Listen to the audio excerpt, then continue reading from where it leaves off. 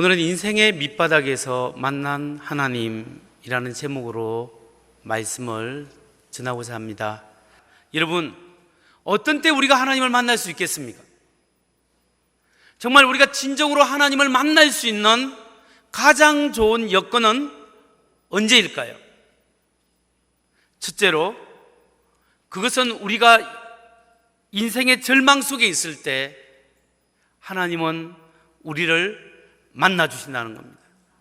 우리가 인생의 절망 속에 헤매이고 있을 때 하나님은 찾아오셔서 우리를 보호하시고 우리를 인도하신다는 사실을 하나님의 말씀을 통하여 확신시켜 주십니다. 여러분, 우리가 어떤 문제 때문에 고통받고 낙심되어 있어서 하나님 도저히 이것은 어떻게 할 수가 없습니다 고민하고 있을 때 하나님은 찾아오시고 말씀으로 다가오셔서 나를 위로하시고 내게 힘주시고 이 고통에서 일어날 수 있도록 새로운 용기와 새로운 비전을 우리에게 제시해 주시는 것을 믿으시기 바랍니다. 야곱이 바로 그것을 경험했습니다. 야곱은 자신의 인생의 바닥, 그 밑바닥에서 하나님을 만났습니다. 야곱은 가장 고독하고 절망적인 상황 속에서 하나님을 만나고 하나님의 은혜를 경험했습니다. 우리가 이것을 잘 이해하기 위해서는 야곱의 상황을 한 번 더 볼 필요가 있습니다. 야곱은 무엇보다도 그 누구보다도 하나님께 열심이 있는 사람이었습니다.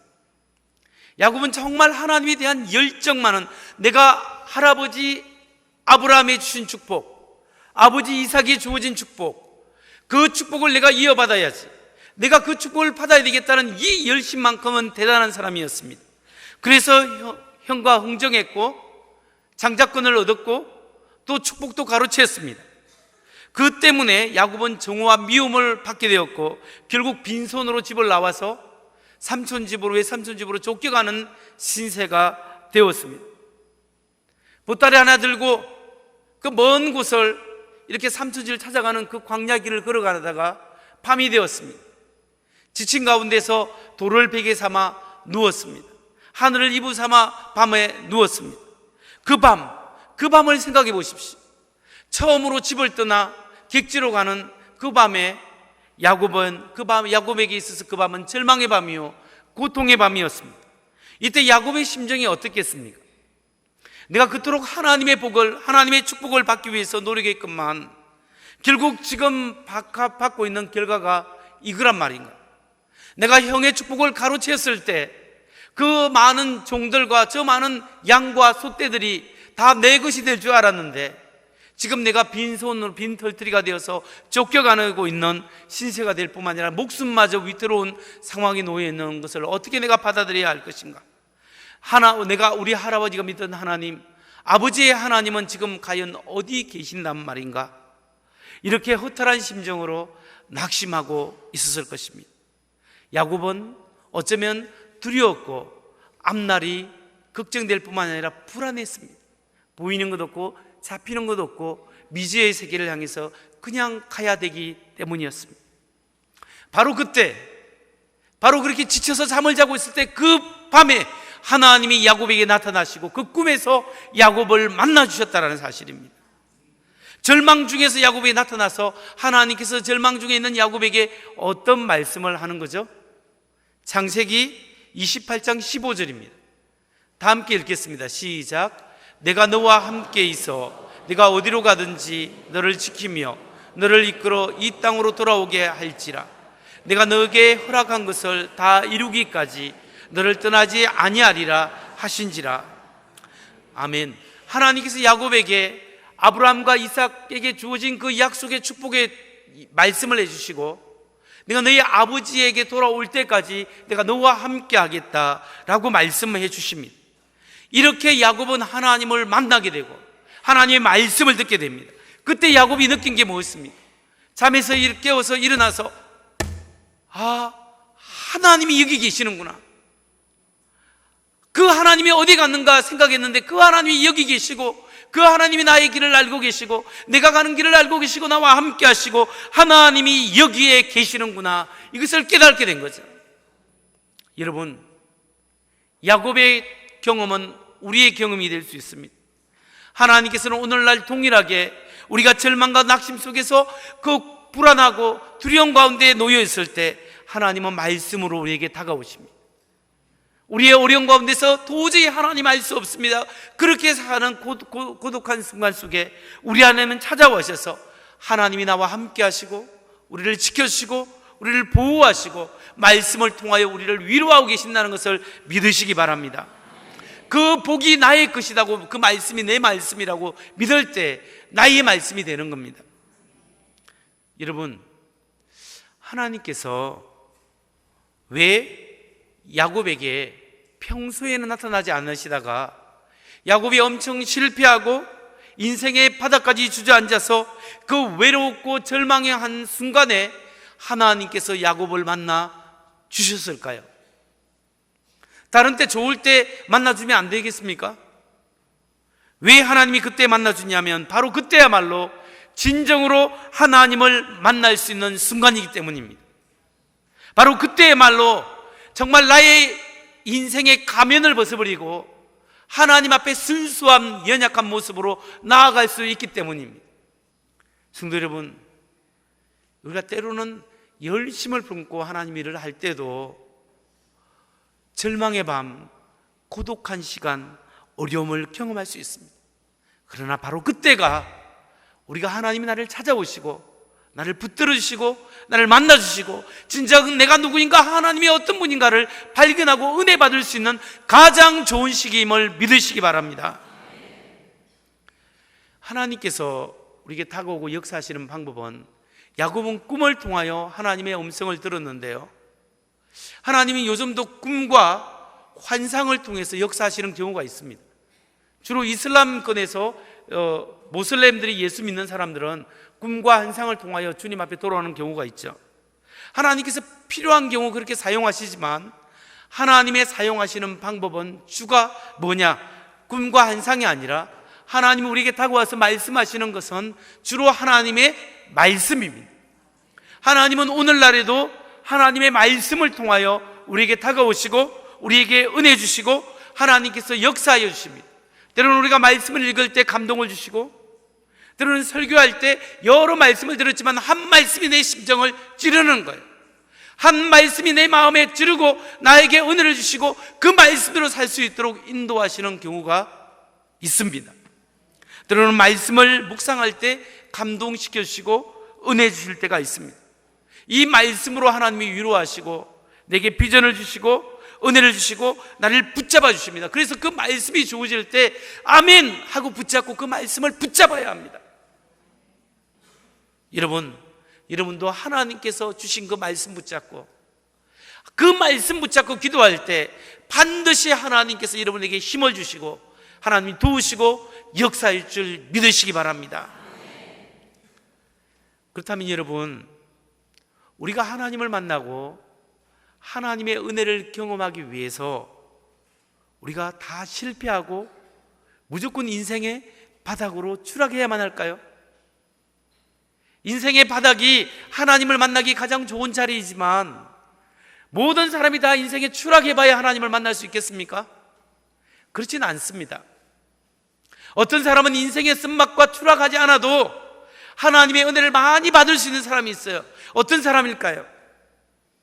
그 사람은 심령이 가난한 사람이에요. 내가 겸손한 마음을 가진 사람이에요. 하나님 앞에 내가 누구인가?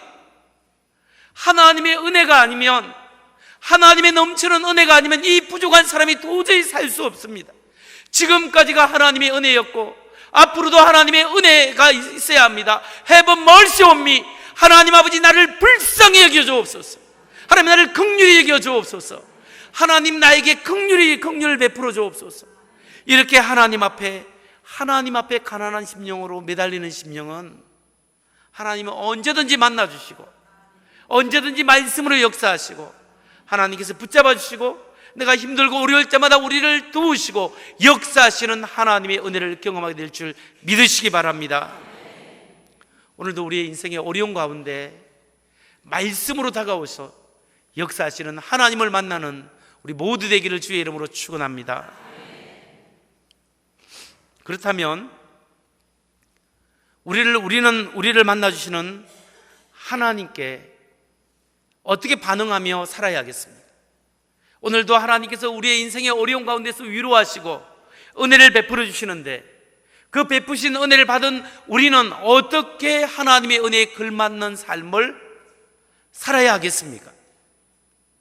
두 번째로, 하나님의 은혜를 체험한 성도의 올바른 반응은 하나님께 참된 예배를 드리고 계속적으로 헌신하는 삶을 살아야 한다는 겁니다.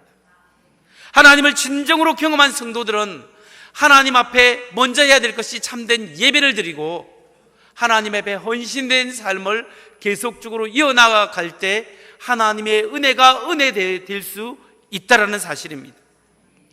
야곱은 인생의 바닥에서 하나님의 은혜를 경험했을 때 첫 번째 한 반응이 뭐냐면 하나님을 경배했습니다.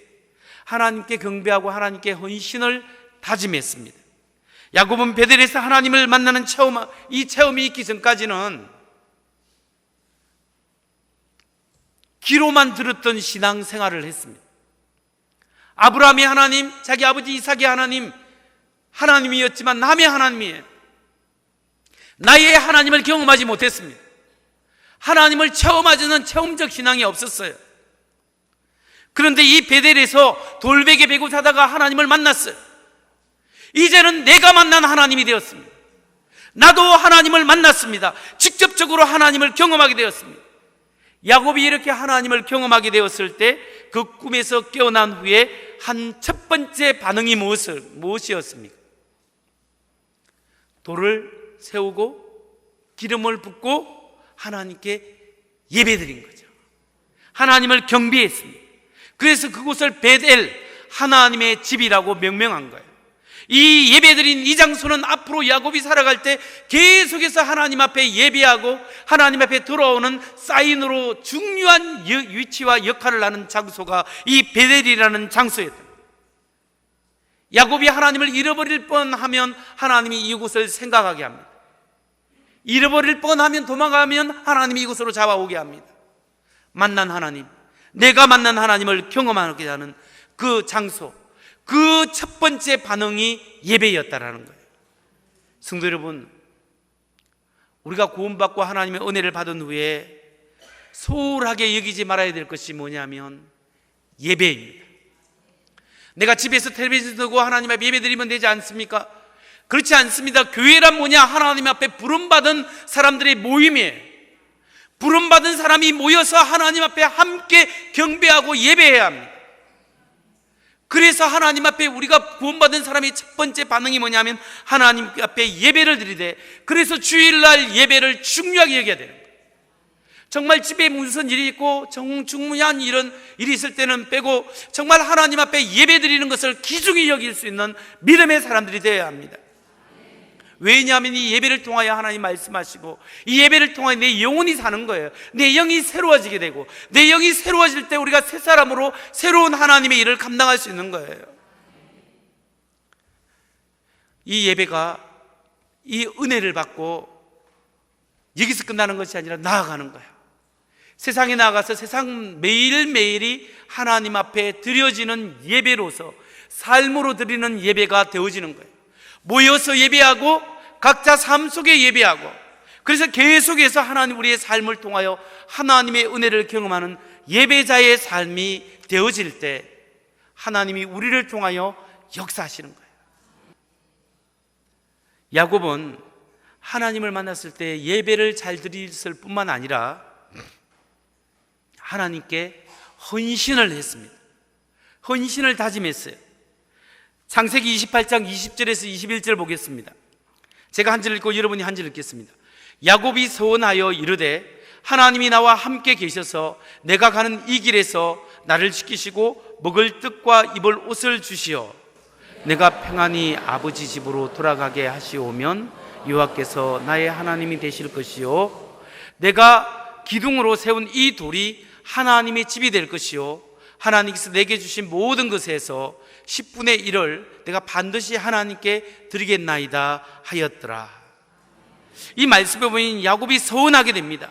하나님이 함께 하셔서 무사히 아버지 집에 들어오게 하면 내가 하나님이 내 하나님이 되고 내가 하나님을 경배하고 하나님 앞에 11조를 잘 드리겠습니다. 이렇게 서운하게 됩니다. 이게 뭐냐면 하나님과 딜하는 것이 아니고요, 하나님께 간구하는 거예요. 하나님, 정말 내가 연약합니다. 내가 이렇게 부족한 줄 몰랐습니다. 하나님께서 도우셔서 아버지 집에 돌아가게 하면 하나님, 내가 하나님 잘 예배드리고 하나님께 온전히 헌신하면서 11조를 드리고 하나님 뜻 가운데 살겠습니다. 이렇게 고백하고 소원했습니다. 하나님, 날 좀 도와주세요. 이렇게 간구하는 거예요. 하나님께서 저를 도와주시면 제 평생 하나님 앞에 예배드리며 헌신하며 살겠습니다. 이렇게 야곱이 다짐하고 서원했습니다. 이 헌신의 약속을 하나님께서 두고 생각나게 하신다는 거예요.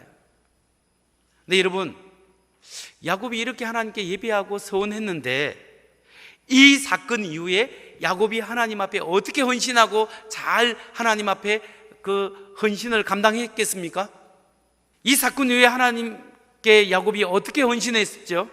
성경을 자세히 읽어보면 이 베들 사건 이후에 야곱은 약 20년 동안, 외삼촌 집에 사는 약 20년 동안 하나님을 예배하고 11조했다라는 그런 말씀이 나오지 않습니다. 물론 아버지 집에 돌아오지 않아서 그런지 그 말씀을 자세히 읽어보면 하나님을 표면적으로 더해놓고 경배했다든지 하나님을 예배했다든지 경외했다는 표현이 성경은 나오지 않습니다. 열심히 일을 했다라는 거죠. 하나님이 도와주시는 거죠. 여러분, 그래서 20년이 지난 후에 많은 소떼와 양떼와 가족을 데리고 다시 한번 가나안으로 돌아올 때 맨 먼저 들어와서 예배드려야 할 장소가 어디입니까? 이 베델입니다. 그런데 야곱은 베델로 가지 않고 어디로 가냐면 세겜으로 갔습니다. 세겜이 물이 풍부하고 좀 더 살기 좋은 땅에, 광야인 베델로 오지 않았습니다. 세겜에 가서 살면서 땅을 사고 땅 투기하면서 거기 살고 있었습니다. 하나님 앞에 드려진 헌신의 삶을 잊어버리고 있었던 거예요. 그때 하나님께서 폭탄을 터뜨리는 거예요. 야곱의 딸 디나가 있는데 세겜의 추장이 그 디나를 성폭행합니다. 그렇게 야곱의 아들들이 화가 나서 그 세겜 사람들을 다 죽입니다. 그러니까 문제가 뭐냐면 그 지역 근처에 있는 가나안의 사람들이 일개 족속인 야곱의 가족들을, 관계가 있기 때문에 다 몰살시킬 위험에 처해 있는 거예요. 야곱은 아들들에게 이야기하면 니네들이 그렇게 보복하면 저 사람들이 가만히 있겠냐, 이제 우리는 죽었다, 이렇게 두려운 가운데 있었어요. 그때 그 위기 상황에 하나님이 야곱을 다시 부르시는 거예요. 그 말씀이 창세기 35장 1절 말씀이에요. 하나님이 야곱에게 이르시되 일어나 베들로 올라가서 거기 거주하며 내가 내 형 에서의 낯을 피하여 도망하던 때 내게 나타났던 하나님께 거기서 제단을 쌓으라 하신지라. 이 말씀을 듣고 야곱은 그제서야 세겜을 떠나 두려움 가운데 베델로 올라간 거예요. 그때 하나님께서 거기서 약속을 해주신 거예요. 여러분, 이 야곱의 이야기, 헌신을 통해서 우리가 생각해야 될 것이 무엇이겠습니까? 하나님이 요구하고 하나님 앞에 드려지는 헌신은 일회성으로 끝나서는 안 된다는 거예요. 우리의 평생 계속적으로 하나님 앞에 헌신하고 하나님 앞에 말씀을 듣고 헌신한 것을 기억하면서 계속적으로 반복해서 하나님 앞에 나아가고 계속적인 헌신을 다짐해야 된다는 거죠. 야곱처럼 하나님께 헌신을 약속한 사실조차도 잊어버리고 위기에 처할 때만 할 수 없이 하나님 앞으로 나오는, 사건이 터지고 사고가 터져서 나오는 그런 신앙 되지 마십시오. 여러분이 하나님 앞에 예수 믿을 때 주신 그 은혜 있지 않습니까? 예수 믿고 난 다음에 하나님이 여러분이 주신 직분들이 있지 않습니까? 하나님이 여러분을 하나님의 사람으로 세웠던 그 은혜의 시간들이 있지 않습니까? 그때 하나님 앞에 어떻게 헌신했습니까? 내가 정말 하나님의 사람으로, 하나님의 직분자로 귀하게 충성하며 헌신하며 살겠습니다, 하나님의 다짐했을 때 하나님이 그걸 들으셨고 그걸 기억하고 계십니다. 거기에서만 멈추지 말고 하나님께서는 계속적으로 헌신으로 나오라, 계속적으로 나오라, 내가 너와 함께하고 너를 축복하고 너와 동행하고 너를 통해서 일하겠다, 계속적으로 나오라고 우리에게 말씀하시는 거예요. 그 하나님께 드려지는 헌신 앞에 계속적으로 하나님 중심으로 부족하지만 신실하게 헌신하고 나아가는 사람을 하나님이 기뻐하시고 하나님이 그 사람을 통하여 귀한 일에 사용하게 될 줄 믿으시기 바랍니다. 오늘 말씀의 마지막으로, 오늘 우리가 야곱이 하나님을 만나는 사건에서 찾아볼 수 있는 마지막 교훈은 무엇이겠습니까? 자신의 삶이 어려울 때마다 신앙의 기념비적인 사건을 기억하라. 신앙의 기념비적인 사건을 기억해야 하는 것입니다. 우리가 힘들 때마다 하나님께서 그때 내가 정말 힘들고 어려우고 지쳐서 아무런 소망이 없을 때 기가 막히게 말씀으로 위로하시고 하나님께서 환경을 열으시고 사람을 통해서 나를 인도하시고 하나님께서 도와주셨지, 정말 하나님께서 그렇게 은혜를 베풀었지, 그 생각하면서 그걸 다시 한번 상기시키는 겁니다. 그걸 기억하면서 다시 한번 하나님 앞에 나아가는 겁니다. 야곱도 자신의 삶이 힘들었을 때 하나님이 행하신 일을 기억함으로써 새로운 힘을 얻습니다. 20년 전에 이 베델 사건을 하나님께서 기억시키시고 그걸 생각나게 하시는 거예요. 베델로 올라가라, 목숨이 위협받는 그 순간에 하나님 앞에 베델로 올라가라, 약속의 땅으로 올라가라, 예배의 장소로 올라가라, 헌신한 그 장소로 올라가라. 네가 그때 그 헌신했고 하나님의 은혜를 주었지 않냐. 창세기 35장 1절 말씀 다시 한번 읽어보겠습니다. 하나님이 야곱에게 이르시되 일어나 베들로 올라가서 거기 거주하며 내가 내 형 에서의 낯을 피하여 도망하던 때 내게 나타났던 하나님께 거기서 제단을 쌓으라 하신지라. 아멘. 어려운 순간 고난과 고통을 생각하지 않고 하나님 앞에 은혜 받은 그 순간을 생각하시기 바랍니다. 그리고 다시 한번 거기서 주시는 은혜를 기억하고 그때 나의 과거에 역사하신 하나님께서 앞으로의 삶도 인도하실 줄 믿습니다. 믿음을 가지고 행하시기 바랍니다. 그때 하나님이 역사하시는 거예요. 여러분 개인적으로 하나님의 은혜를 체험한 그 기념비적인 사건이 있었지 않습니까? 그것을 기억하십시오. 여러분에게 주신 그 말씀을 기억하십시오. 그리고 그 말씀 붙잡고 기도하십시오. 하나님께서 인도하실 줄 믿고 기도하십시오. 그럴 때 반드시 하나님께 도우시고 역사하시는 은혜가 있을 줄 믿습니다. 여러분 중에 나는 아직도 그런 기념비적인 사건이 없는데요, 여러분 그렇다면 예수 믿는 그 순간이 여러분의 삶의 기념비적인 사건이에요. 하나님이 나를 구원하신 그 사건을 기억하십시오. 그 은혜보다 더 큰 은혜가 어디 있습니까? 하나님 감사합니다. 나를 구원하신 하나님께서 나의 삶도 인도하여 주옵소서 기도하시기 바랍니다. 그리고 그것도 생각이 안 나면 오늘 여러분 결단하십시오. 하나님 아버지, 내가 헌신하며 살겠습니다. 하나님 말씀대로 살겠습니다. 예배하며 헌신하며 살겠습니다. 주님 나를 도우시고 나를 하나님의 사람으로 붙잡아 주옵소서 결단할 때 하나님께서 그 사람을 사용할 줄 믿습니다. 말씀을 마무리합니다. 우리의 삶이 어려울 때 바로 그때가 하나님을 만날 수 있는 가장 좋은 시간인 것을 기억하십시오. 어려울 때 주님 붙잡았고 주님 말씀 붙잡는 여러분 되시기 바랍니다. 하나님께서 말씀을 통해 우리 각자에게 은혜를 주시고 위로하시고 붙잡아 주실 줄 믿으시기 바랍니다.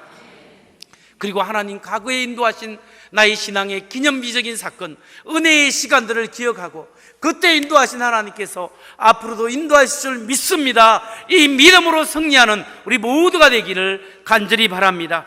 그래야 우리가 하나님의 영광, 우리의 삶을 통하여 오직 하나님의 영광을 드러내는 우리 모두가 되기를 주의 이름으로 축원합니다.